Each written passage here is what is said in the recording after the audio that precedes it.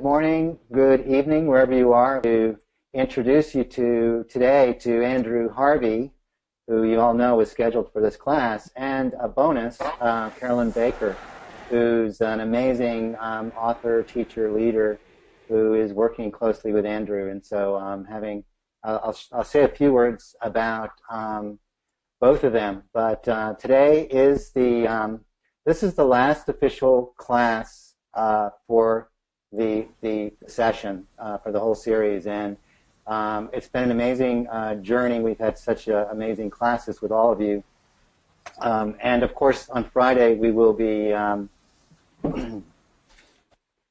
having the celebration event. So we hope you all will join that. It's best of a closer to the whole program.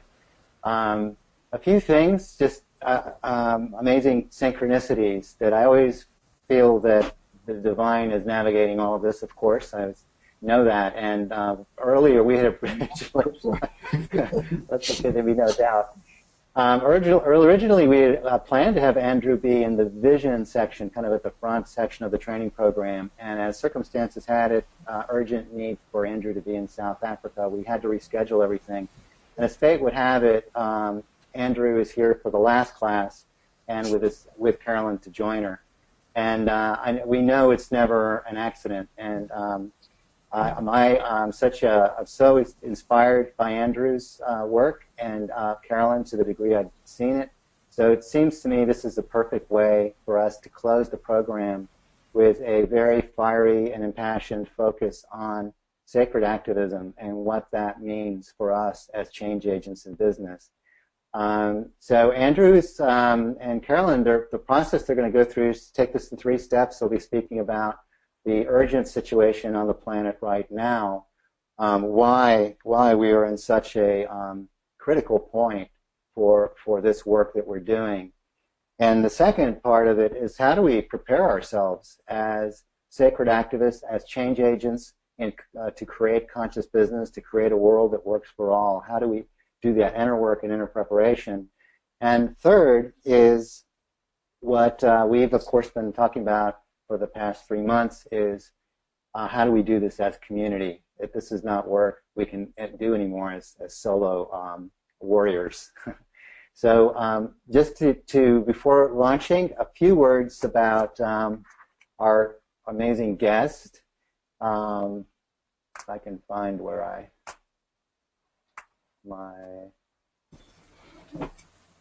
let me start with you, Andrew. A few words.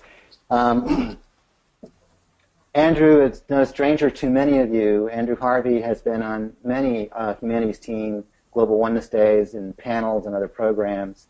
Andrew is the founder and director of the Institute of Sacred Activism, an international organization focused on inviting concerned people to take up the challenge of our contemporary global crisis by becoming inspired, effective, practical agents for institutional and systemic change in order to create peace and sustainability. Sacred activism is a transforming force of compassion in action that is born of a fusion of a deep spiritual knowledge, courage, love, passion, and wise radical action in the world. The large-scale practice of sacred activism can become an essential force for preserving and healing the planet and its inhabitants. And of course, this is what we're all about. This is our focus as today in this whole program, and what we've been focused on within the domain of business. Carolyn Baker is, I'll say a few words about Carolyn.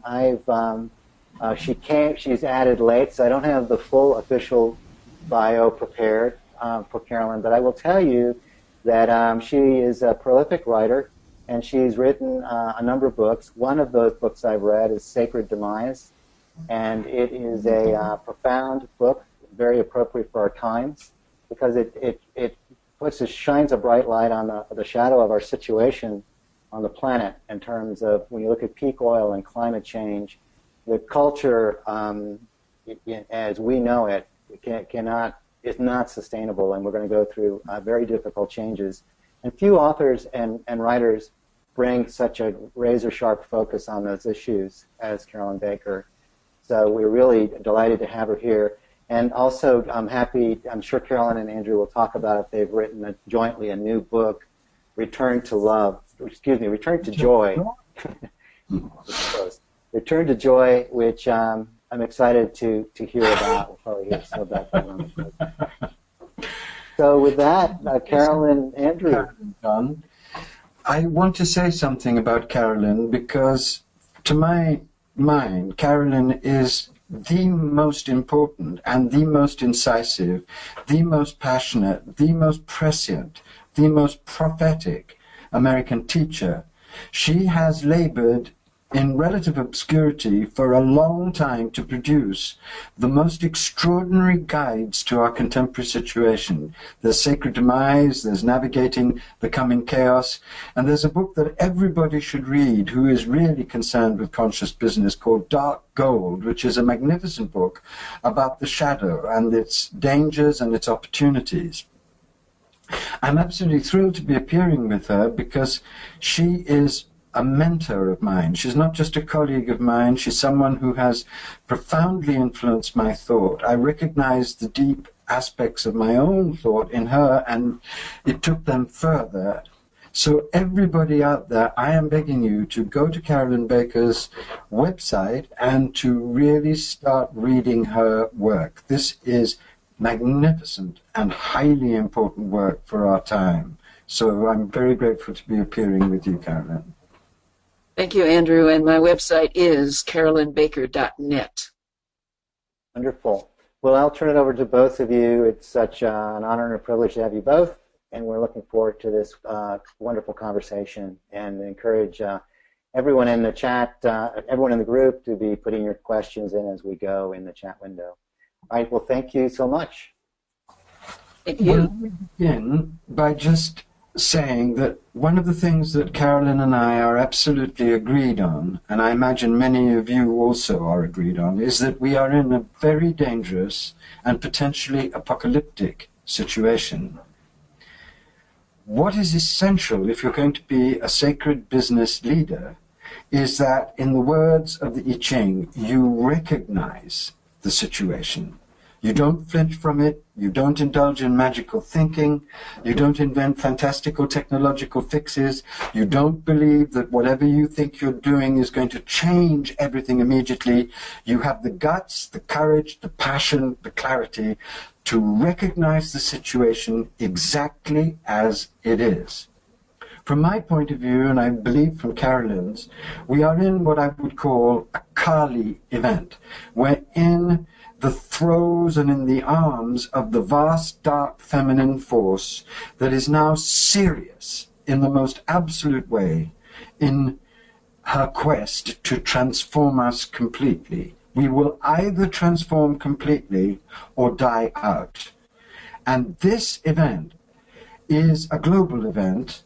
And of course, we've just had an election which proves that Kali has taken over America. And before I open it up for Carolyn to explain her vision of how this situation has evolved and what this situation actually is and how we must recognize it without fear, but with great clarity and great focus, I want to read you 3 paragraphs from a magnificent article that I posted on my Facebook yesterday about this Kali event, specifically in terms of America.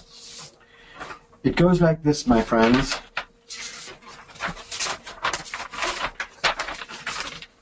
Last year, Kali, the Hindu goddess of death, destruction, and resurrection, appeared on the Empire State Building, projected as an avatar of conservation by the filmmakers of Racing Extinction, a documentary about the environmental catastrophe now upon us. On election night, as the results were projected onto the Empire State Building, all I could see was Kali's fierce stare. This time, Kali took America. Now she goes on to describe what Kali taking America really means and what we're going to be facing in these years to come. What we're going to be facing is a massive crisis on every level, and great chaos and potentially great violence and even martial law and the creation of a very new style and very dangerous form of American fascism. And she says, as our heart breaks, as our veneer cracks, we open to more integrity, more truth, more tenderness. We stop trying to be all things for all people. We become this one small thing, feigning nothing. Only to the degree that people are unsettled is there any hope for them, said Ralph Waldo Emerson. Paradoxically, the price of true hope, and this is a very, very important paragraph, so I beg you to listen carefully, because there is very stern and very pure advice in this paragraph. Paradoxically, the price of true hope, it seems, is being unsettled beyond repair. And this is exactly the opportunity our political moment is presenting to us all. Right now, from all corners of our shocked culture, there are cries of hope, demands of needing to become even brighter light amidst the spreading darkness. I disagree. I think that this moment gives us an opportunity for reckoning only if, instead of running for the light, we let ourselves go fully into the dark. If instead of resolving our discomfort too quickly, we consider the possibility of staying in the uncomfortable, in the irreconcilable, in the unsettled. Before we rush in to reanimate the discourse of hope prematurely, we must yield to what is present. Receptivity is the great quality of darkness. Darkness hosts everything without exception. The Dark Mother has no orphans. We must not send suffering into exile. The fear, the heartbreak, the anger, the helplessness, all are appropriate and all are welcome. We cannot dismember ourselves to feel better. We cannot cut off the stream of life and expect to heal. Cutting off the inconvenient is a form of spiritual fascism. By resolving to stay only in the light in times of immense crisis, we split life, engage in emotional deportation, rather than hosting the vulnerable, difficult feelings need to be given space so they can come to rest. They need contact. There is a great yearning for change in the order of things, and the Great Mother is leading the revolution. I'm with her. So with those very chilling, sober, but very important words, I want to hand over to Carolyn and ask her two questions. How do you see the situation we're in? And how do you see us coming to deeply understand and integrate it so that we can go forward as sacred leaders in whatever realm we've chosen? Well, thank you, Andrew, for quoting that article, which is a really profound article. I highly recommend that people Google that article. Kali Takes America, I'm with her. So for about 10 years, or a little bit longer, I've been writing about the collapse of industrial civilization and the paradigm that is at its core. And what John did not mention a moment ago when he was talking about my book, Sacred Demise, was the subtitle, which is Walking the Spiritual Path of Industrial Civilization's Collapse. And, you know, one of the things that is not talked about much in this culture, but has to be absolutely central to our consideration of the topic today, is that you cannot have infinite growth on a finite planet. And we are currently experiencing the repercussions of attempting to do that. And we will continue to experience the repercussions of that.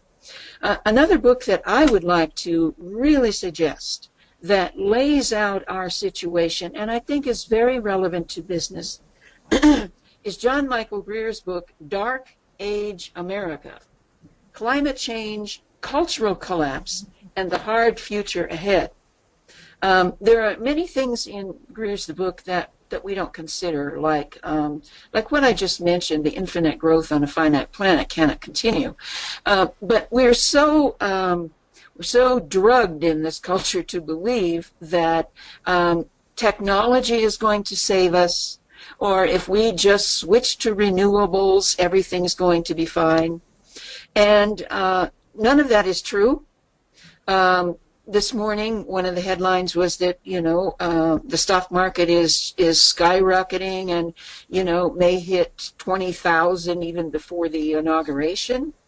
And I'm thinking to myself, well, you've got all these sharks that are now in the cabinet who are going to have a feeding frenzy on the 99%. But there will be an end to that. There will be an end to that as well. So I expect to see a great financial contraction, crash in the next 3 or 4 years, I believe, as a result of this. And so one of the things that I've been involved with for the last 10 years or so is localization, and how important it is to localize, because these larger systems are going to fall apart. They are not sustainable. Mm-hmm. And so in a culture in collapse, and I mean collapse of every institution in some fashion, we're going to need local food, local health care, local everything you can think of, local education. As all of these things are destroyed by the people that are going to be in power after January 20th, and just as this whole collapse of industrial civilization plays out, as it has to, we're so indoctrinated into corporate culture. And we don't even know it. Andrew and I have written quite a bit about this in Return to Joy. And so we need to understand corporate culture and how we extricate ourselves from that, how we heal. And one of the very practical ways is through putting emphasis on localization. So that's part of the answer to your question, and I'm sure as we proceed, we'll have more in this conversation. I think the other aspect of your work that's very important, Carolyn, and central to mine, is that it demands that we face the real situation in the environment. We are being lied to, and those of us who've made the attempt to really explore the authentic information are now aware that we are in environmental free fall and potentially traveling towards extinction. And I would like you to really make that as clear as you possibly can, because there's no point in talking about being a sacred business leader if you're not aware of the situation in which you're called to be a sacred business leader. And what we're in is a Kali event in which we are really being threatened with extinction and the destruction of a great deal of nature unless we make an unparalleled and unprecedented inner and outer transformation. Well, thank you for the opportunity to talk about that. A friend of mine and I just completed a symposium online in which the subtitle of that was Beyond Business as Usual. So business as usual, whether it's just we're saying that in a general way or we are actually talking about business, it's over. Business as usual is over. And we are being lied to by the IPCC around the statistics around climate change. They're being understated to the point of fraud. The situation is extremely dire. I seriously question that there's going to be much life on this planet by 2100. I don't like to set dates, but, you could read Elizabeth Kolbert's book on the sixth extinction, New York Times bestseller, and she gives all the science in there. 2 years ago, I wrote a book, co-authored a book with Guy McPherson, who is a climate writer. He's a scientist, but not specifically a climate scientist. But we wrote together Extinction Dialogues, How to Live with Death in Mind. And we need to rid ourselves of these fantasies that if we just have another COP21 or we just have another Paris Climate Agreement or this or that agreement, that we're going to be able to mitigate the situation. I have long since given up mitigation. And what I'm focusing on is adaptation. How do we, in our local places, adapt? Because it's going to be different everywhere. So how do we adapt and how do we prepare locally for what is coming? adaptation, because we're going to have, I mean, a headline yesterday that I published in my daily news digest is that from Africa alone in the next 10 years, we're probably going to have 1 million climate refugees. Many of the refugees who are now coming from the Middle East to Europe, part of that is war. Part of the reason for that is war. Another enormous reason for that is climate chaos. So, and this is going to affect business. This is going to affect every aspect of our lives.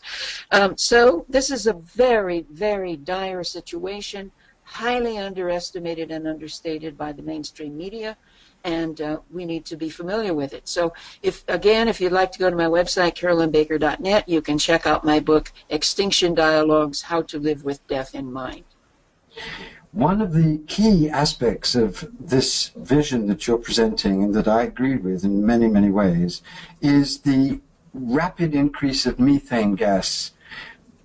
And just 2 days ago, there was a very alarming report that the methane gas emissions are even greater than the doomsayers have been prophesying. So could you just give a very clear statement about why this is so important for people to understand? Well, I'm not a scientist, but as I understand it, it's very important for people to understand the implications of methane, because it is really, an instrumental key player in the melting of the Arctic, and the melting of the Arctic and also the Antarctic are causing enormous weather extremes, and they will continue to do so. And this is causing enormous extinction of life. There's a wonderful presentation online on YouTube, and I'd like you all to just write this down, make a note. This presentation on YouTube is called The Arctic Methane Monster by Jennifer Hines, Hynes, and there's a two-part, in 2 parts. If you really want to understand what, methane is all about and the consequences of these emissions, you must watch both of those. Yes. The Arctic Methane Monster by Jennifer Hines. Well, that's the bad news, my friend, and we have to take it seriously. We cannot get out of this Carly event. You can't just play with Carly. You have to accept her, you have to surrender to her, and you have to be brave enough to recognize the situation. If we're going to make really exciting and thrilling models of sacred business, we're going to have to realize that they must be appropriate to a situation that now looks certain to get worse with the gang of generals and billionaires in power and the growth of a very dangerous form of American fascism. Please get real. The good news is, as Pythagoras said, take courage, for human nature is divine. The good news is the good news that the mystics have brought us from every tradition, which is that in the innermost core of ourselves, we have divine consciousness as an original blessing. This news has never been more important than at this moment, because everyone who's honest about the situation, who recognizes it for what it is plagued by radical despair, depression, and potential total paralysis. So let's get real about this. We all suffer from these. And if we're not suffering from them now, we will be suffering as the crisis evolves.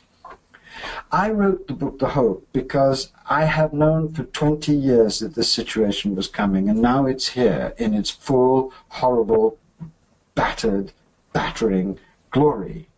And I am convinced that there is a force that's being offered to us by the divine that can help us really negotiate the depths of this situation in whatever circumstances we find ourselves. And that force is what I call sacred activism. There are 2 definitions of sacred activism that I think are helpful.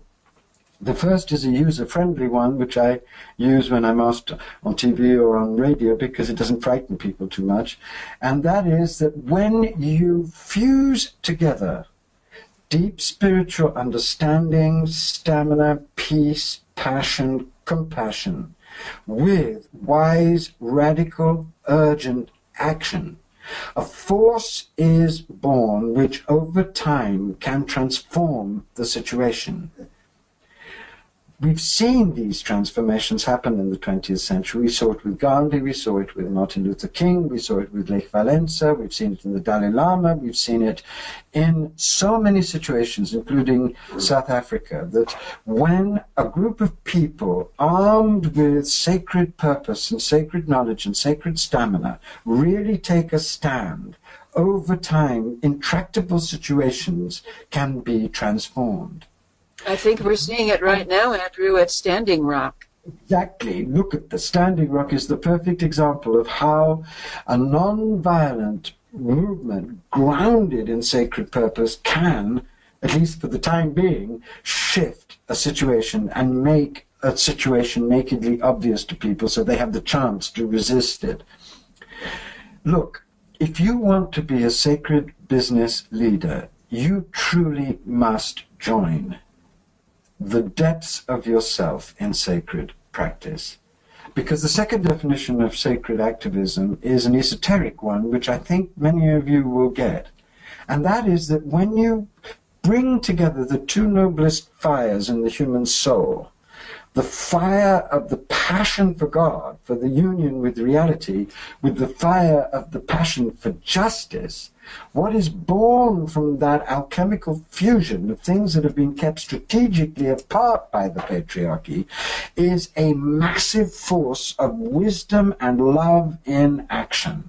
You've seen this force in action in great figures like Jesus and Rumi and Ramakrishna and the Dalai Lama.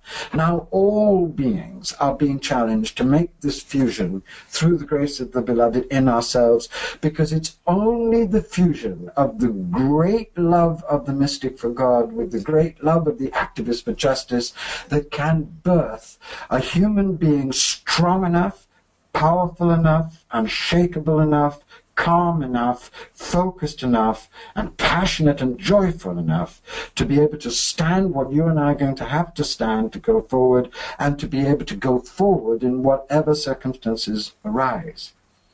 There are 5 kinds of service that a sacred activist needs to fuse in the core of his or her being. And these 5 kinds, I think, will be obvious when I speak them, but they need to be all pursued together if you truly want to birth yourself into the kind of radiant empowerment that sacred activism offers. The first kind of service is service to the divine, in whatever way you approach the divine. It doesn't matter whether you're a Hindu or a Buddhist or a Christian or a pagan or whatever you are, as long as you truly recognize that there is a mystery with fabulous and love and intelligence operating, the mystery, I would say, of Kali, of the divine Dark Mother. But you use whatever words you want. Turn to that mystery in deep submission and surrender and love and thanksgiving and adoration, and you will find, as all the mystics of all the traditions have found, direct guidance and direct help. The mystery is longing for you to open to it and will run towards you and guide you in dreams, in books, in encounters, if you truly, truly turn your whole being to it. The second kind of service is just as important, and that is service to yourself, not in this dreary, ghastly, narcissistic, new age way of endlessly pampering oneself and endlessly worrying whether you're happy enough, not that, but in the way that St. Francis and the great sacred activists of history have told us, in the way of actually preparing yourself as an instrument to be used by the great evolutionary will as a sacred activist. And this demands 5 kinds of practice. It demands cool practices like meditation that will align you with the peace of God, with the peace of being. And these practices are the foundation, because without that calm dwelling in the depths of yourself, you will always be shaken, especially in a time like this, which is so devastatingly dangerous and difficult. The other kind of practice that you need is hot practices, practices that keep your heart vibrant and alive and compassionate. Because without those heart practices, your heart and my heart and Carolyn's heart will be threatened with shutdown as we see disaster after disaster unfold. The third kind of practice is also extremely important, and that is the practice of prayer, because there are times when the cool practices won't work because you're too shattered, and the hot practices won't work because your heart is pierced in two, but you can always pray. And the prayer I use is the prayer that Jesus used in Gethsemane. Not my will, but your will. And I have found that that has got me through many, many painful experiences. The fourth practice is shadow work. And one of the reasons I love Carolyn is that she is one of the leading writers on the shadow. And again, please read her book, Dark Gold. It's a magnificent book. It's the best book on the shadow out there. And I would like to just share with you very briefly the 5 communal shadows that I believe are being radiated by this crisis, which we all need to work on, especially as business leaders, and the 5 personal shadows. And I'm going to run through them quickly because you're sophisticated people and you will get it.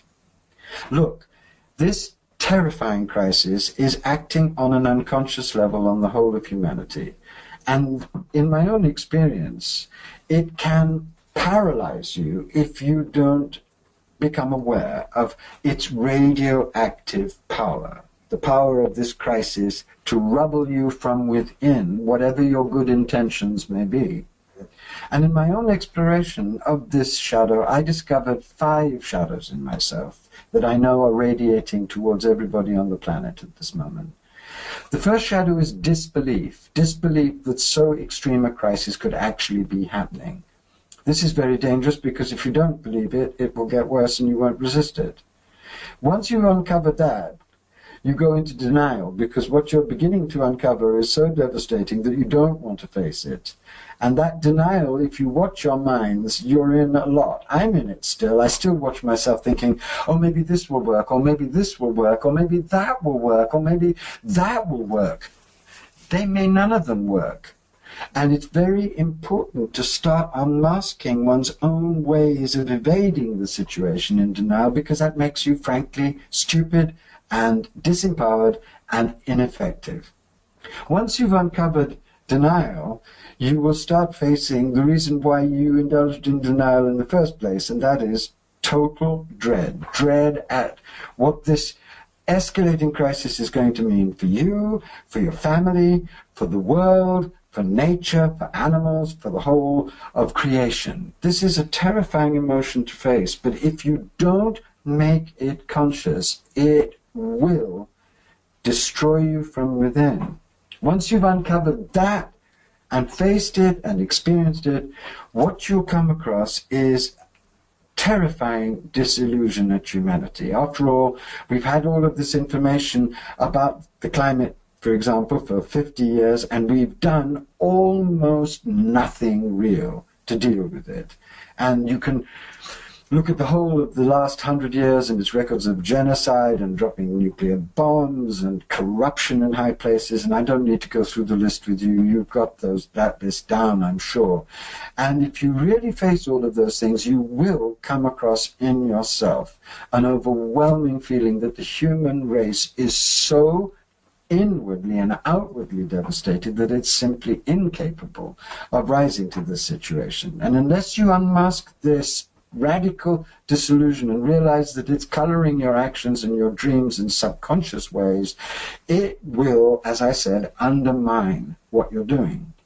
Once you've uncovered the disillusion and faced it and really, really suffered it and made it conscious, what you'll unmask is perhaps the most dangerous of all of the shadows, and one that I have and Carolyn has and every real activist I know has, and that is a subtle but profound death wish, a death wish not to be here in such an extreme situation, not to have to undergo this. Well, those are the 5 communal shadows. And I've tried to uncover the 5 most important personal shadows that collude with those shadows. And I think these shadows are playing out in all of us. And I certainly in myself, and certainly in Carolyn, and certainly in all of the activists that I truly deal with. And I think it's time, if you're going to be a sacred business leader, to face these shadows in yourself, to make them conscious, and not to be ashamed, because they're part of our mad human turmoil, but to really understand them. The first shadow is the shadow of narcissism. We're living in an epidemic of narcissism, and we're all stained by it, and it proliferates in all kinds of ways throughout our culture in every realm. And you can see the final triumph of this dark narcissism, and of course our wonderful and holy president-elect, who represents it on a global scale with shameless bravado, right? We all have it, and we all have an inner Trump. It's time to face it. The second thing that is really important to face, especially if you're going to be a really powerful business leader, is the shadow of the addiction to comfort. We all have relatively comfortable lifestyles which we are addicted to in secret and very devastating ways with its concomitant greed. Face it. Know it. Understand that it makes you sometimes very cowardly and unable to take the kind of brave decisions that will truly make you a sacred leader. The third shadow is the fear of standing up and witnessing the truth. It's all very well to talk about becoming a sacred business leader, but if you're really going to become a sacred business leader, you're going to have to stand up against the prevailing orthodoxy of the corporations. You're going to have to fight for ethical truth. You're going to have to fight for environmental responsibility. You're going to have to fight for justice between the whites and the African Americans. You're going to have to fight for feminine equality. Don't think that those will be easy fights or that you won't be demonized. You will be. And you have to learn how to be brave enough to deal with that. And that can only come, as I've said, from profound and unremitting sacred practice. The fourth, and this is part of narcissism, but I think it deserves a category on its own, is what I call woundology, the endless parading of our own wounds, our own traumas, and our endless karmic nonsense that actually we use as a subtle way not to step up into our human divine magnificence and start acting from it. And the fifth shadow is one that I've fallen prey to a lot, but a lot of spiritual people do and activists do, and that is what I call the golden shadow. You celebrate other people's amazing achievements, the Gandhis, the Aung San Suu Kyis, the Dalai Lamas, as a subtle way of evading becoming like them oneself. If you're going to be a sacred business leader, it's not good enough just to celebrate those who you think are embodying it. You've got to have the guts to take back the projection and realize that you have it within you to step up in that brave way, in that forceful and intelligent way, and you have to withdraw the projection so that you can claim your own powers and evolve them. That's shadow work. And the fifth kind of practice that's needed is a physical practice that will truly ground you in your body, a practice that also will connect you to the sacred inspiration that the body is created out of. The body is condensed light, crystallized light, and through sacred dance or through yoga you can experience this, and it will give you access to a wholly new level of energy. The third kind of service is service to all sentient beings, especially animals. If you're going to be a sacred business leader, you have to really evolve a universal compassion which includes the creation. We are in a genocide of animals. We've created an Auschwitz of animals. And any business decision that you make must include responsibility to all sentient beings and all life. Otherwise, you're just part of this corporate genocidal death machine that is now ensuring that by 2020, as the World Wildlife Fund has told us, 2/3 of animal life will be gone. The fourth kind of service that's required to become a sacred activist is to think globally, but as Carolyn said, to act locally. And there are two things that I would advise you to do to choose the angle from which you are going to pursue sacred business leadership. The first is to get up at 3 o'clock in the morning very soon and to ask yourself, surrounded by the grace of the divine and in the peace of the divine, what of all the causes in the world breaks your heart the most? When you discover what is the most heartbreaking cause to you, you will realize that that is the cause that you've been summoned to serve. If you're a sacred business leader, you can't just choose to do business to enrich yourself or to have a harmonious life, and those are not disgusting goals, they're human goals, but that's not enough. If you're a sacred business leader, you're going to have to choose to do business in a way that really helps the cause that is most aligned with your deepest passion and your deepest heartbreak. And you'll discover a paradox, which is that if you really approach your deepest heartbreak without fear, you'll discover in the center of that heartbreak a deathless passion to do something real. I'm going to talk about the second aspect, which is called networks of grace, in the third part. The fifth service is to really make a decision at the core of your life, as a sacred business leader, to be congruent with your deepest principles and the deepest principles of sacred activism in your lifestyle. If you're subconsciously doing this to be spectacular or to be rich or to be powerful, you're just playing the game of the patriarchy.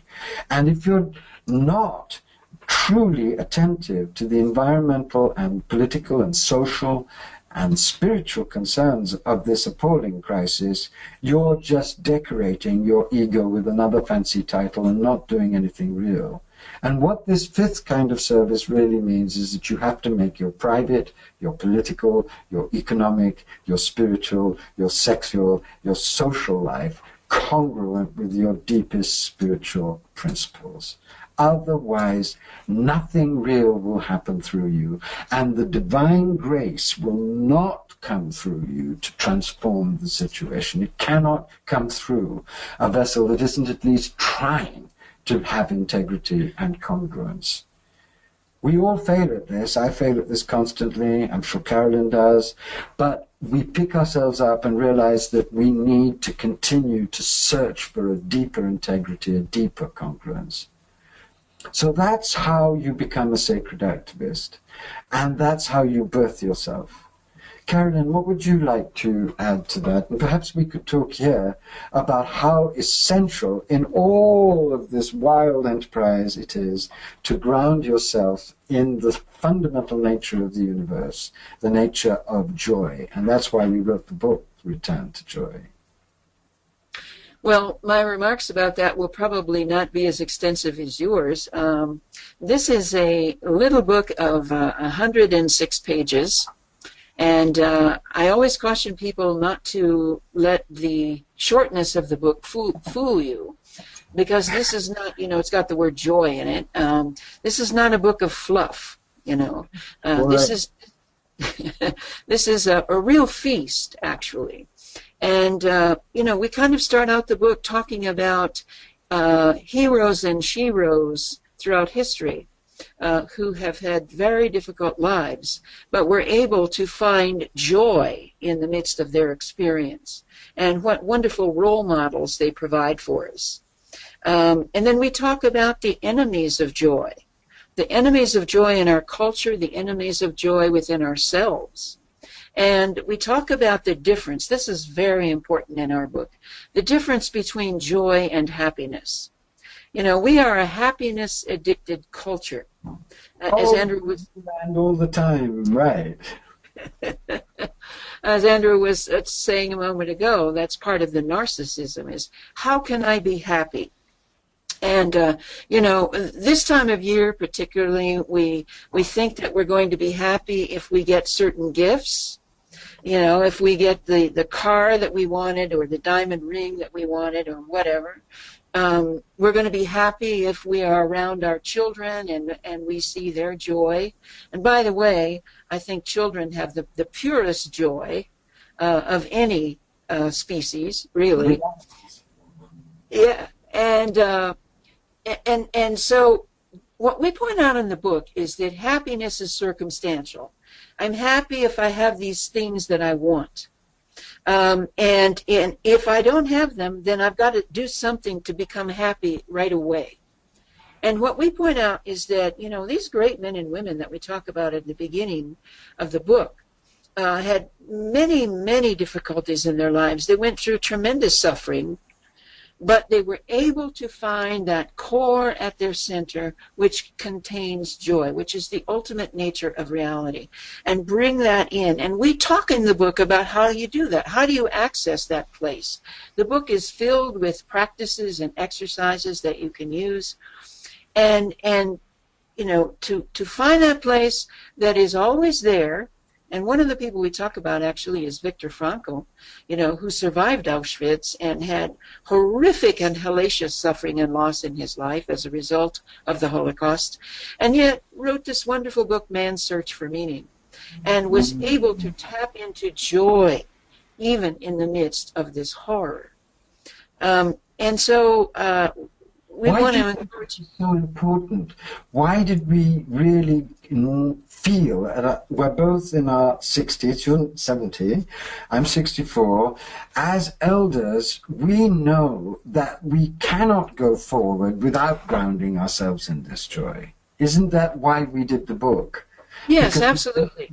People, the equipment to cope with what could be an shatteringly difficult situation. Well, we are going into shattering times, and we've got to be able to access joy, and we've got to be able to distinguish between joy and happiness, because if we're relying on happiness to get us through, you know, we're not going to last 5 minutes. So we really have to be able to tap into that joy. And, you know, I've spent 10 years writing books about the collapse of industrial civilization in different ways. And, you know, I get called a darkness junkie from time to time. And actually, I'm kind of proud of that title. But, you know, we thought, hey, let's do something different here and write about joy.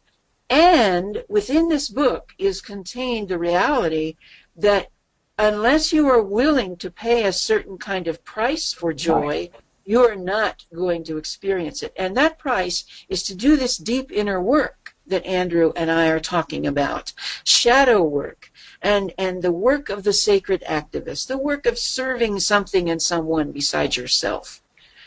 So that's what I have to say about our book, which was a total joy to work on with you, Andrew.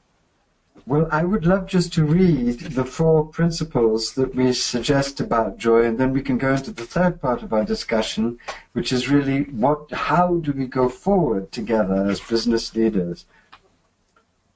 First, if you want to live in the joy that the great teachers and servants of humanity have lived, then 4 things are required. Carolyn and I love lists, like the Hindu mystics and the Buddhist mystics.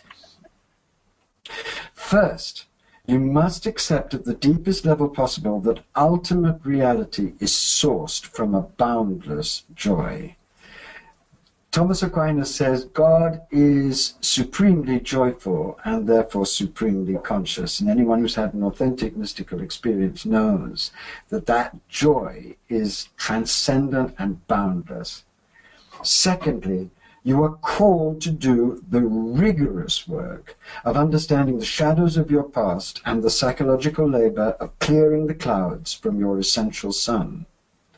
Thirdly, You cannot avoid what all spiritual traditions call us to: uncompromising and calmly relentless spiritual work to align yourself in all circumstances as much as possible with the powers of divine light.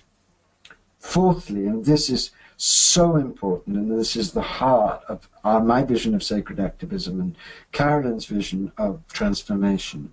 Fourthly, as all spiritual traditions know, the greatest joy is only known by those who have not merely tasted divine truth, but have committed themselves to the amazing and dangerous task of embodying it and enacting it in the world.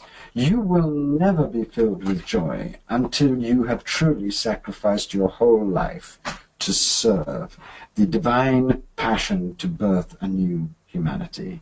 So the sooner you can do that, the happier in your deepest essence you will be, and the more joyful you'll be, whatever happens. So now, Carolyn, we come to the third part of our excursion.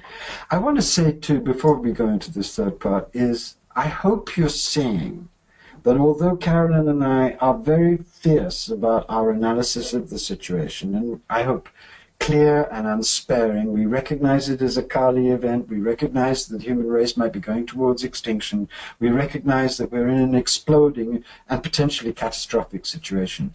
We are joyful because we have connected to this fundamental joy. I have never been more joyful than I am now. And I know that this is the result of the spiritual work that I've done, the grace of the beloved. And I know too that it's the result of having committed myself for the last 30 years to serve the planet in this terrible time. So both of us can say to you with battered and but beautiful conviction that this is the only game in town. If you want to live the rest of your life in joy, serve the world. That's it. So, Carolyn, we've sketched the situation and we've given some serious spiritual instruction as to how to align oneself with the sacred warriorship of sacred activism, and with the joy that will give us the power to go forward. How then do we, as sacred activists, and specifically as sacred business leaders who have the very difficult task of transforming the corporate death machine, how do we go forward? I'd love to hear you and what you feel about this.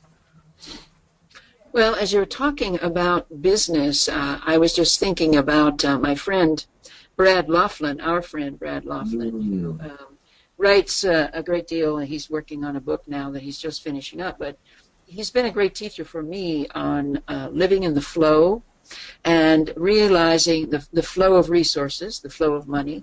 And he's, helped me understand the importance of generosity, the importance of sharing, and the importance of really keeping in that spiritual path of flow and enoughness, an awareness that there is enough, which is so foreign to this culture, because everything is grasping and greedy and me and mine and dog eat dog.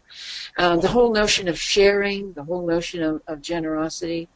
I'm not a business person per se, but I have to say that I have been profoundly moved in the last almost 3 years by a relationship that is as far from the corporate human as one can imagine, a relationship that I developed with a homeless man and his dog. And I write about this in the next to the last chapter of Dark Gold, in which I spent many, many hours with this man in conversation, a very bright man, but a very disturbed and troubled man with mental illnesses.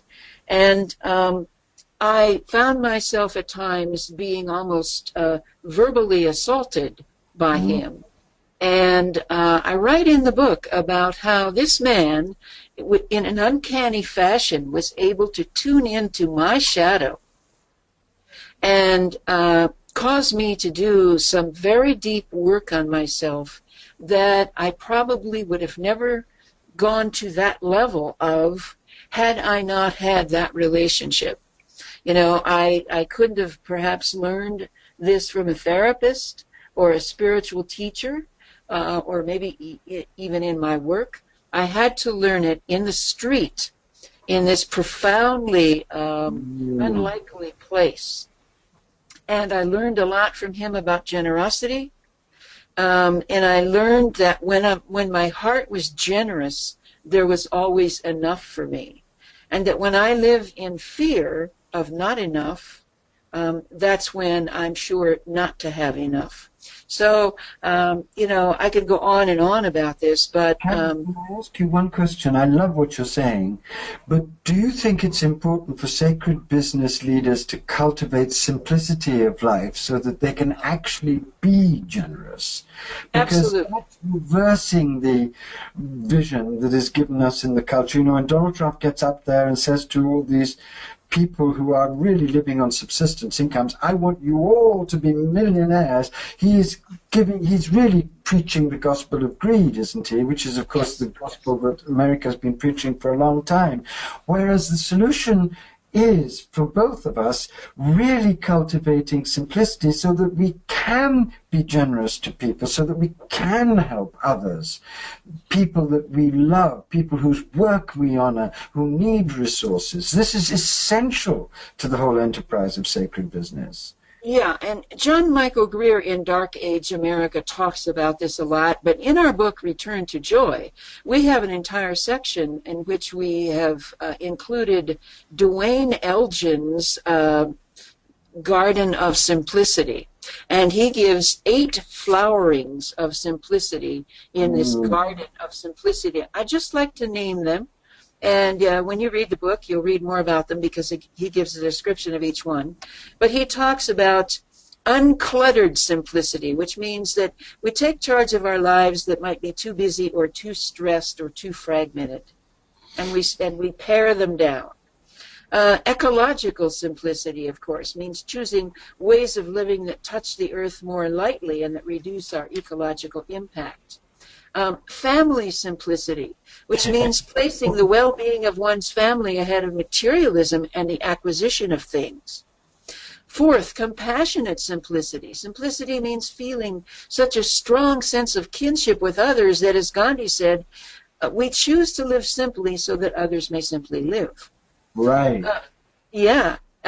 Fifth, soulful simplicity, which means approaching life as a meditation, as a mandala, and cultivating our experience of direct connection with all that exists, making that a practice, that we are not separate from anyone or anything.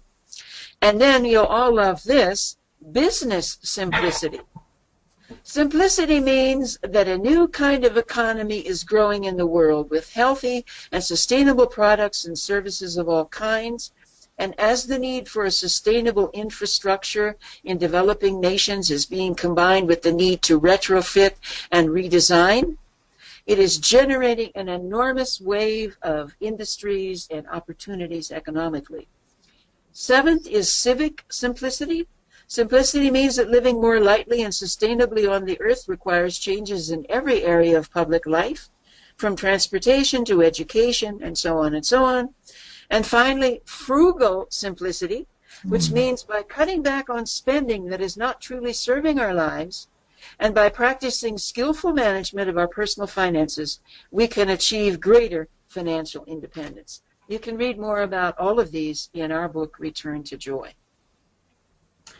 We must end now, but I don't want to end except by saying, look, none of us can do any of this on our own. This is not a time for the Clint Eastwood lonely spiritual adventurer. This is a time for us of like-minded souls and hearts to come together, to bring all of our emotional and spiritual and financial and political and social forces together to work together, to inspire each other, to encourage each other, to celebrate our victories and to celebrate our defeats, because it's very important to celebrate defeats too, because at least you turned up to do something, and celebrating the defeat gives you the courage to go on and perhaps win the war. I'm sorry if you don't like these military metaphors, but they truly are effective in our situation. We are in a war with the dark forces for the future of the planet. And also speaking of not being alone, both Andrew and I do coaching and spiritual direction. So if you want some additional support, you can contact us for that. We'd be happy to talk with you. So Andrew and Carolyn, thank you so much. And we're at the 60-minute point in our 90-minute session. So, and we have lots of questions. I'd love to. Yeah, lots of questions that have come in, and I think comments that people want to share. So can we switch at this? How did you feel about what we said? Because I'd love to hear from you.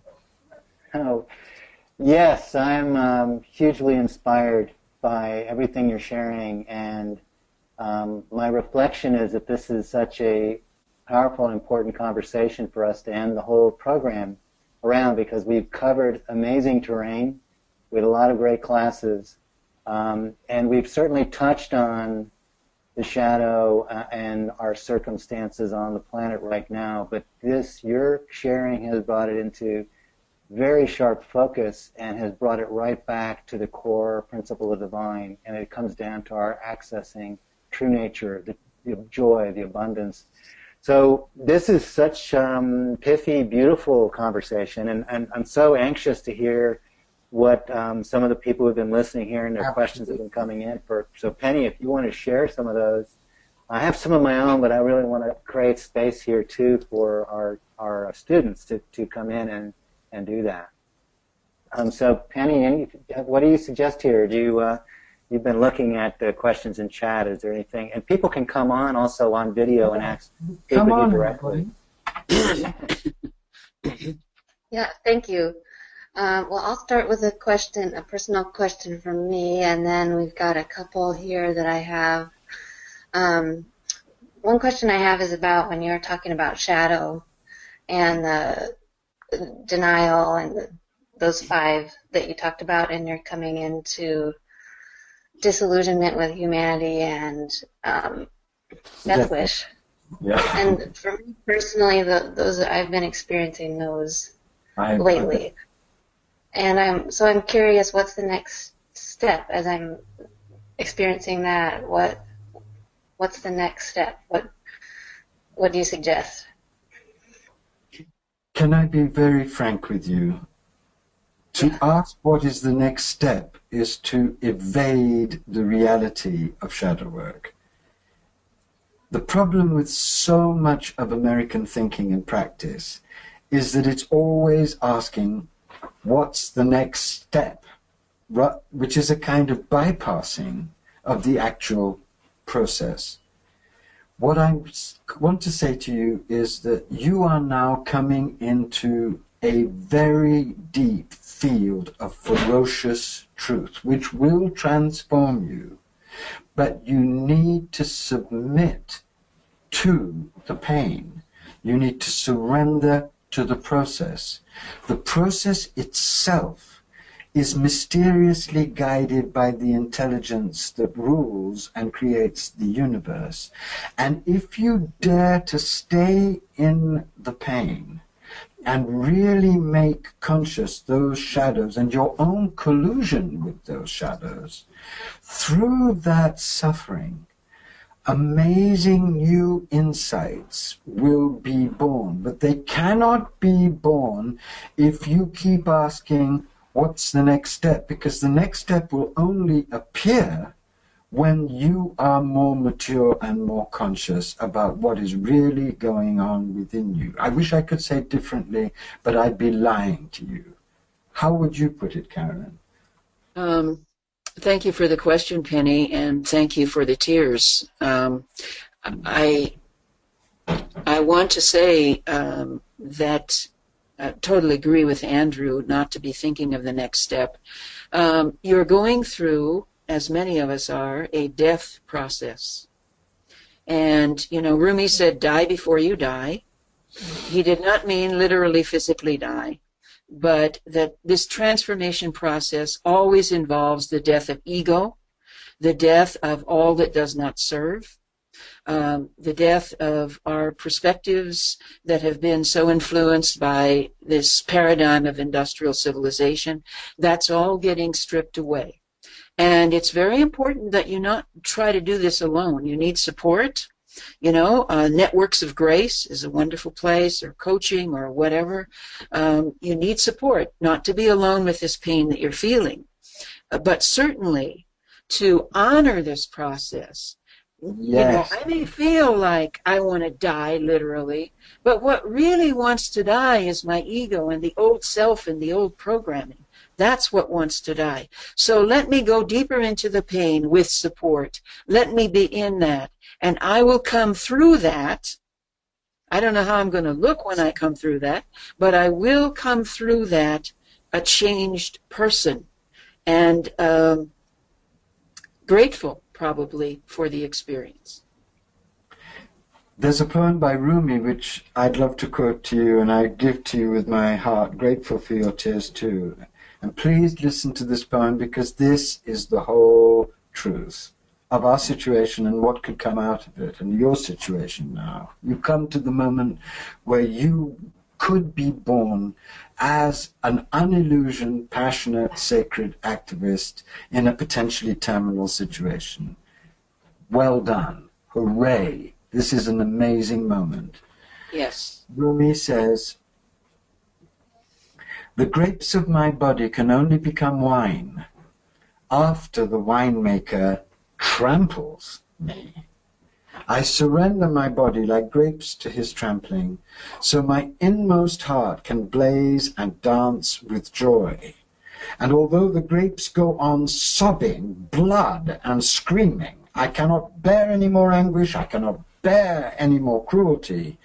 The trampler stuffs cotton in his ears and says, 'It is I who am the master of this work.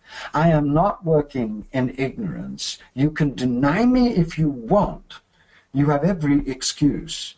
But when, through my passion, you reach perfection, you will never be done praising my name.'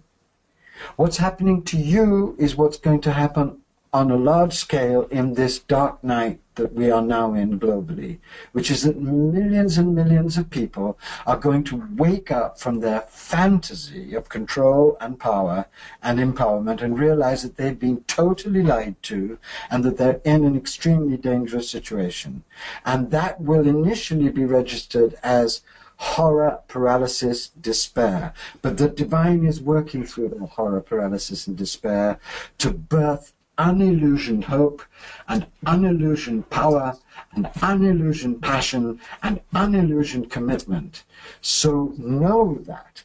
Understand the map of the dark night and allow the process to take you to the next level, which is the level that you were born to embody and incarnate. Don't try and evolve solutions. There are no solutions. This is a process which changes a human being into a divine human being, and that's where you're going. Welcome to the madness of God. Thank you. Thank you. The dark night of the soul, the dark night of the globe. The dark night of the species. But thank God we have the map that the great mystics have given us. It's never been more important. You see, what's happening isn't just that we're being summoned to do something. We're actually going through an evolutionary mutation, which has to go through this Kali shattering of all illusions, because where have those illusions taken us? They've taken us to creating and sustaining a death machine, which is destroying ourselves and the whole of creation. We can't go on, we won't go on unless we go through this mutation, and the mutation passes through an excruciating death. But at the other side of that death is joy and purpose and calm and peace and clarity and a profound profound commitment to radical service on all levels. This is where Carolyn is, this is where I am, this is where many, many millions of people on the earth are now. Come and join us. We need you. We love you. Beautiful. So this is the conversation we're so loving to have here. And Penny, thanks for that beautiful question. And I'm wondering, Penny, do you have anyone you want to invite here to come in? I'm thinking maybe Vanessa with her question. I see her question on chat. Go ahead, Vanessa. Vanessa had to actually leave early, but we could have. I could read that, or Susanna also wanted to come on live. Sure. That would be great. Let me, Susanna. I'm going to unmute you. Oh, there you go. You're ready.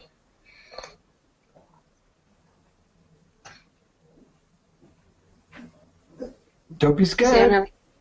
Susanna, we can't see you yet. You're in the dark, so to speak. Speak to us from the dark. We're used to that. Yeah, Suzanne, if you're unmuted, you could speak too. Apparently something's not quite working with hers, so I'm going to read Vanessa's question.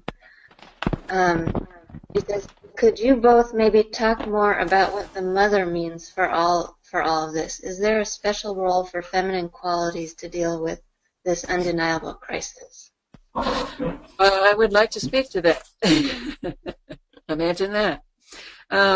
Yes. Back in 1996, 10 years ago, I wrote a book, my very first book ever, called Reclaiming the Dark Feminine.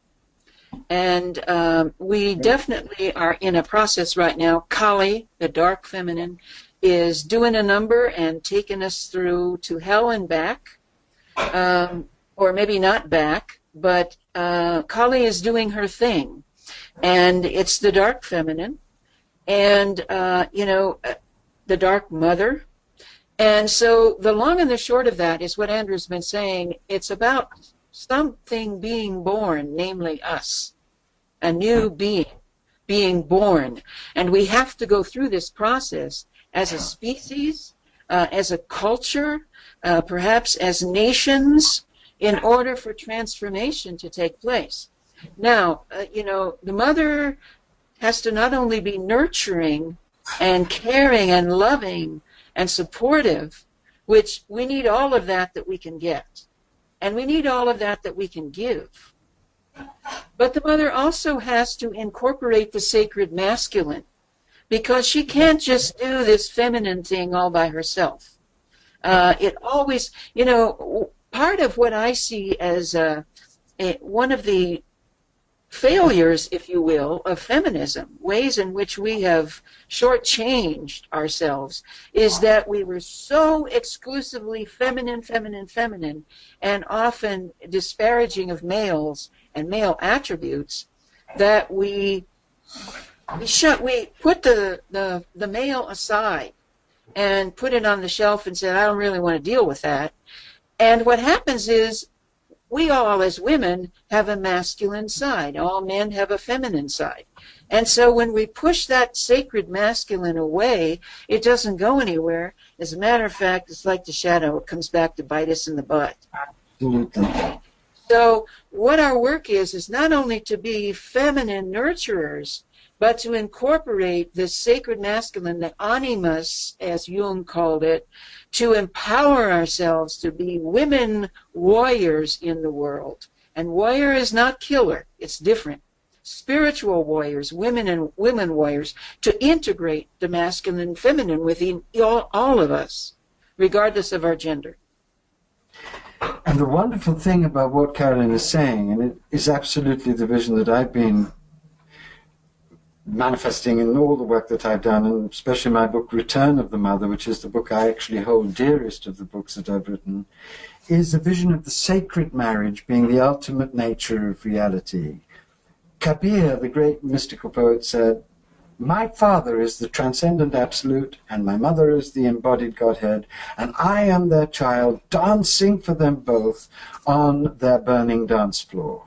What this means is you have to connect with the transcendent peace and bliss of eternal life, and you have to absolutely enter the creation, the mother, the embodied Godhead, and love it as holy and sacred in all of its aspects, and fusing those two strengths, dance for them in radical service on the burning dance floor of the world.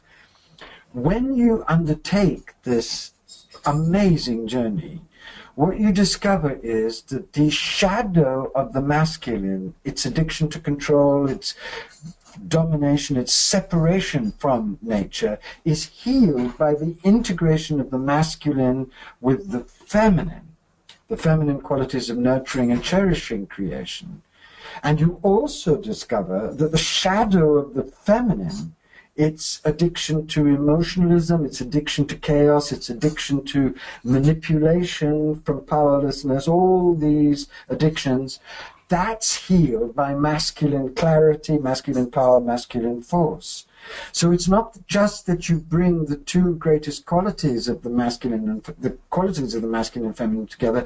It's that when you bring them together, a new kind of being, which I would call a divine androgyne, is born. And this is really what sacred activists are. They're beings who, when necessary, can call in the masculine powers of clarity and order, and when necessary, work with feminine generosity and cooperativeness and emotional intensity to operate on a tragic situation with grace that's empowered by the wisdom of the sacred marriage.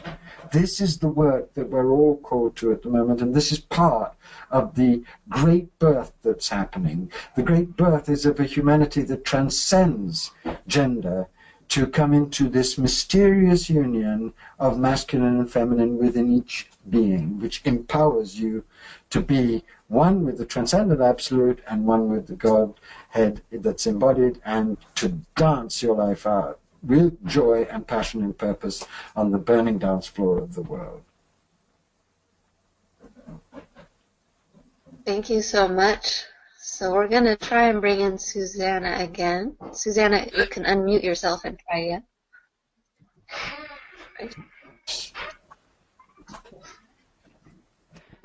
Well, we can't hear you still.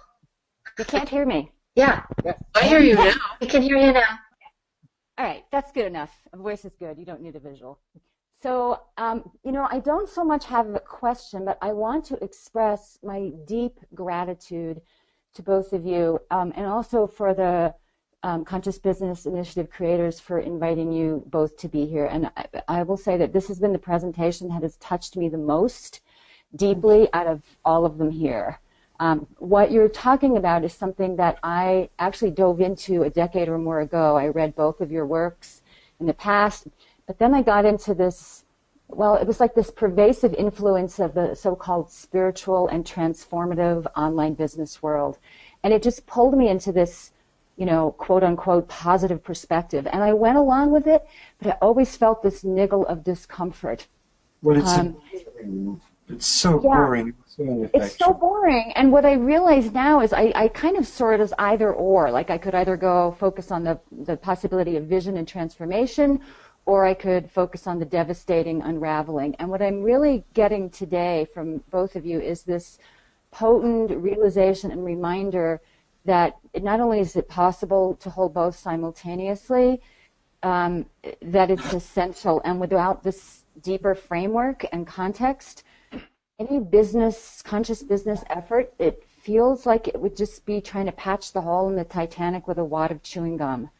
Exactly. Or smearing makeup on a wound while the wound festers underneath. You cannot do it. It won't work. It's a complete waste of time, and it's part of the problem that has created this disaster. One of the reasons that Obama and the Democrats lost the election is because Democrats lack a sense of the tragic nature of what we're going through. And for all his appalling mistakes, Trump really mined that unscrupulously, but with dazzling virtuosity. He got to the pain. We have to face the extremity of the situation without fear, so as to be guided how to mold our lives with divine inspiration to serve the birth of a new world. Otherwise, nothing real will happen. Yeah. I think, you raised something, Susanna, that I think is very instructive for all of us, and that is you began to pay attention to your feelings of how it felt boring and lifeless. Right. In our book, Return to Joy, we talk about flatline culture, which is an expression we got from Francis Weller, who wrote the foreword. We live in a culture where we're just supposed to go along flatline, not feel too much joy, not feel too much sadness, and not feel too much of anything. And so when we get into this positive, what it actually does is take away our liveliness and our passion. It doesn't feel right. It doesn't feel real. It doesn't feel authentic, because real and authentic is the other side, which is the darkness, the pain, the grief, the despair, that we have to hold, as you say, alongside the joy. And that's the beauty of transformation, is that as we hold the two opposites, they will transform into a third thing or third being or force that will rebirth us, as we've been talking about here today. Thank you. I'm vibrating with energy. I just feel in my heart how I love you both. I just feel so much gratitude that you've invited me back home to this grounded center. And before I go, I actually want to thank you, Andrew, for something else. It's a little off topic, but not entirely. I want to thank you for a presentation you gave in 1995 on sacred marriage at a sacred marriage conference in San Francisco. And it actually is the talk that brought my husband and me together, and we've been happily married since that talk in 1995. So a really deep bow of gratitude to you. And I couldn't pass this opportunity to tell you that. I'm thrilled, and may you be outrageously joyful, and may your love fuel your action in the world. Thank you. Thank you. Thank you, Susanna. So I'm going to call on Dan, who's raised his hand. Dan, I just unmuted you, but you'll have to unmute yourself. Great. Yes, thank you both so much. You're helping me understand why for pretty much my whole life I've always been trying to figure out what I'm here to do. Nothing ever satisfied me because nothing ever seemed real enough or important enough. And I've been seeing for a long time, and that's why I signed up for this Conscious Business Initiative coursework, is because I want to address what's really going on and have a positive effect. I must say, however, after today's session, I'm now less clear about the specifics about what I should be doing. Absolutely. You need to go through a deep process before the clarity of your real mission emerges. You won't find that mission until you start dying into the truth. When you start dying into the truth, your authentic spiritual mission will appear, and strangely enough, all the grace to realize it will appear. As long as you continue to try and find solutions to your life problem from an unhealed and untransformed consciousness, all that you will be met with are different variations of the same old, same old. So go on the process, open yourself up to sacred practice, open yourself up to the disaster we're in, and let grace guide you. Do that practice that I suggested. What is the cause that truly breaks your heart? Explore that heartbreak, because you'll find, if you dare to do that, that you will be guided into what you are really meant to be. And what you're really meant to be is someone who responds to your own deepest heartbreak and the cause that's in it, which is, of course, part of the heartbreak of humanity and part of the heartbreak of God. When your deepest joy meets your deepest heartbreak, your mission appears and grace helps you. This is the divine law that all the mystics know. Get with the program. Don't worry about the specifics. Go through the process. You are one of the evolutionary pioneers in business. You will be guided. Thank you. Thank you, Dan. Thanks, Dan. So I think, well, here's one more hand just went up. Let me call on Patricia. And then I think that'll be it. Patricia, you can go ahead. Hi, it's Hey there? Pat. Yeah, can you hear me? Yep, we can hear you. Okay. Yeah, I'm just would love to get video. I'm just looking at it now. Oh, you can't get video on your connection. Sorry. Oh, okay. No video option.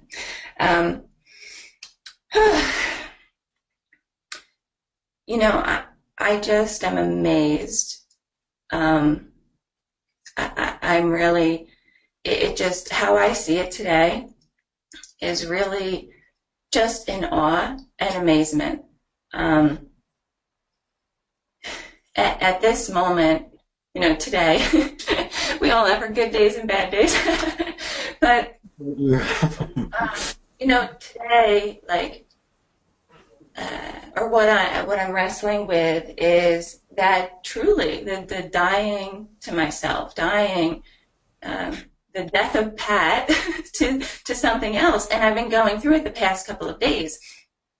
You know, it's cycles and all of that, but it's really, I know it's what I'm wrestling with, and you know, I do the full moon, you know, like, you know, and my let go is let go of control.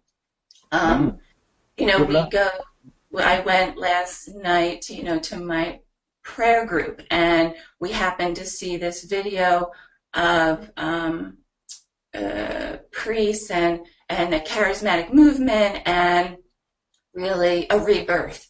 And, you know, last night having a headache and waking up this morning knowing that the fight's on, you know, I see the struggle, like, and from outside of me, I see it happening. And then to come here, it was all in preparation for this. Or this is another piece of it, right? So I'm just in amazement. And when I can see that, life is amazing. You know, like when I see everything being done for me, I'm asking, the universe is responding, and all of this is being shown to me. And that's how I see it. And it's so funny that over the years, I observe this as well in the past, which helps me in the future, that regardless of how Pat kicks and screams and, you know, just bangs on the floor, right? My spirit is bringing me along. And I know that, I trust that. I show up at places that I don't even know what I'm doing at, but my spirit does. So there's two words, I resolve. Like, my resolve, just comes, and I just resolve to myself.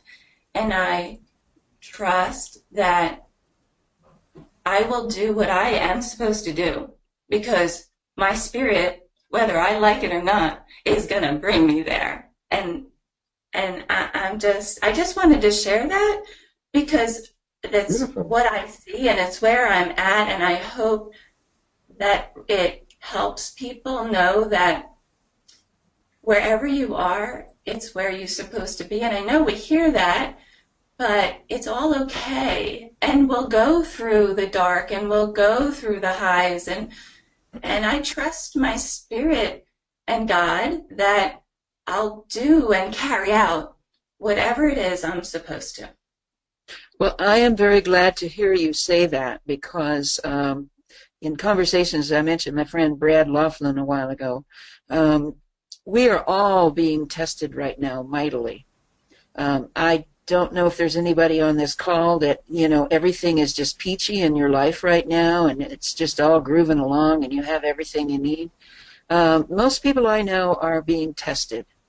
And the one thing that we can trust, probably the only thing we can trust, is that our spiritual consciousness can get us through anything. So to resolve in the way that you're doing is wonderful to hear, and I bless you for that, and stay on that path. And all that I would add to what Carolyn has said is that if you truly want to be guided forward, take far more seriously than you have ever done the necessity of radical daily spiritual practice. Yes. Marion Woodman once said to me, the great Jungian psychologist, she said, anyone going into this time without a spiritual practice at the most radical inner level is like someone walking into a forest fire wearing a paper tutu.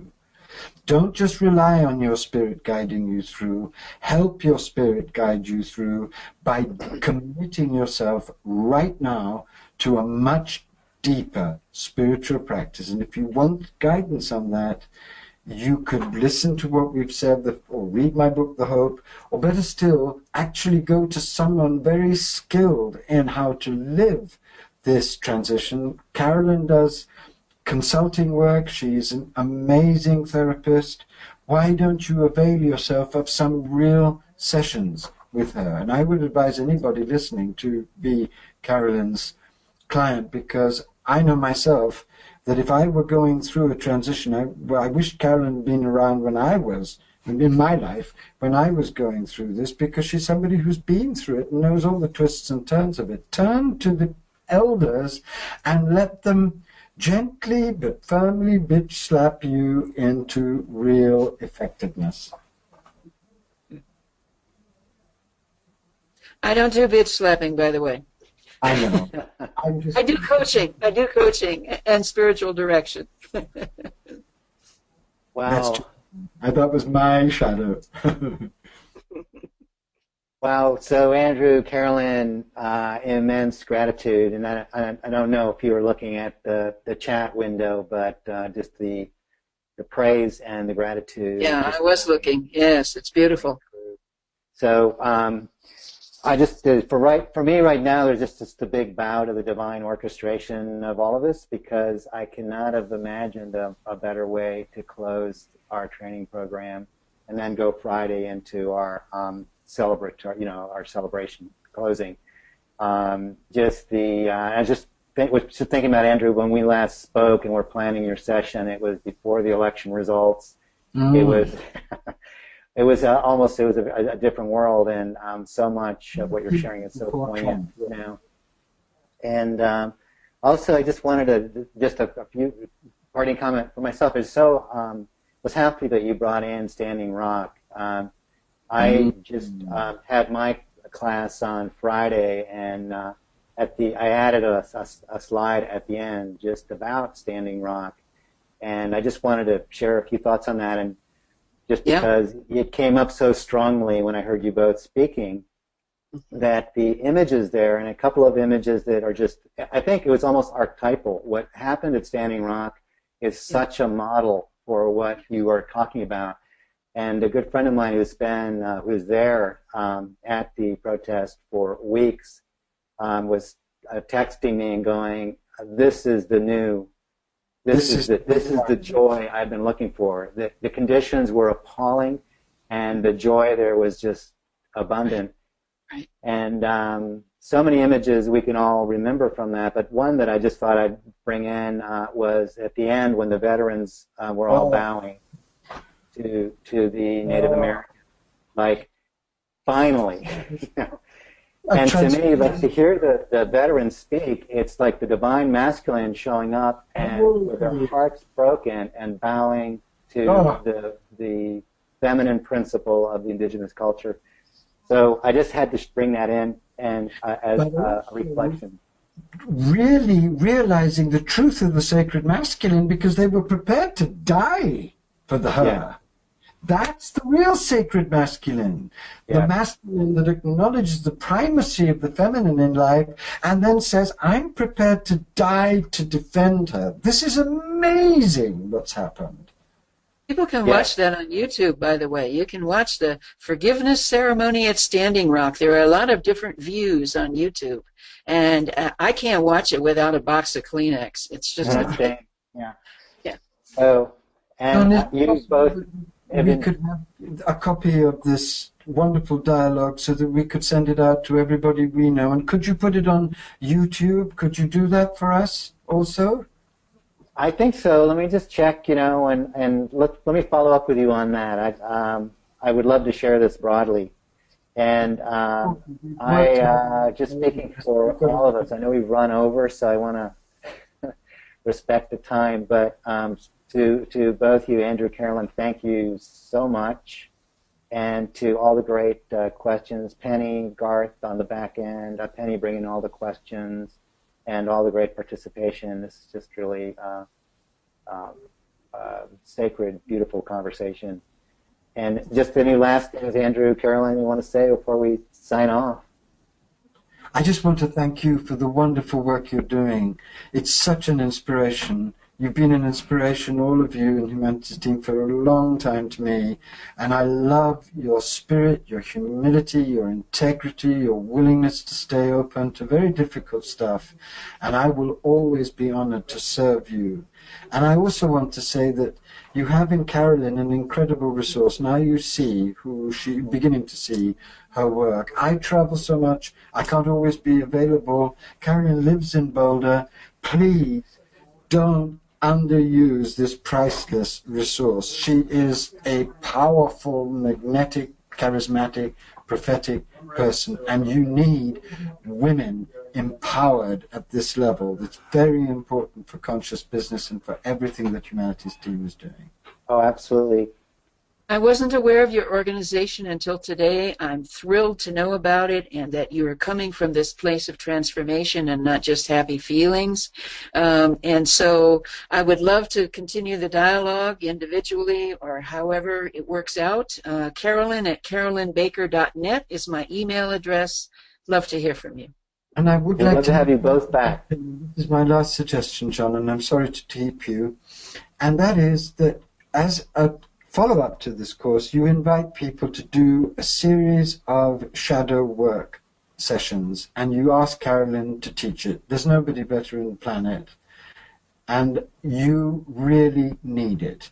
This shadow work is the key. So invite people to read Dark Gold, invite Carolyn on. She will rock your world, and she will help people at a very deep level. You can count on it, Carolyn. We'll have conversations with you, and we'd love to have you to the community of practice and, with other Humanities Team programs, which Andrew, you and I have started to explore, so on the shadow. So, great. We're joining buy one, get one free. That's it. Very good. Thank you so much. I think with this, we'll close out, and there'll be more of you, I hope, in our future programs and count us in. All right. Bye. Bye-bye. Bye, everybody. Thank you.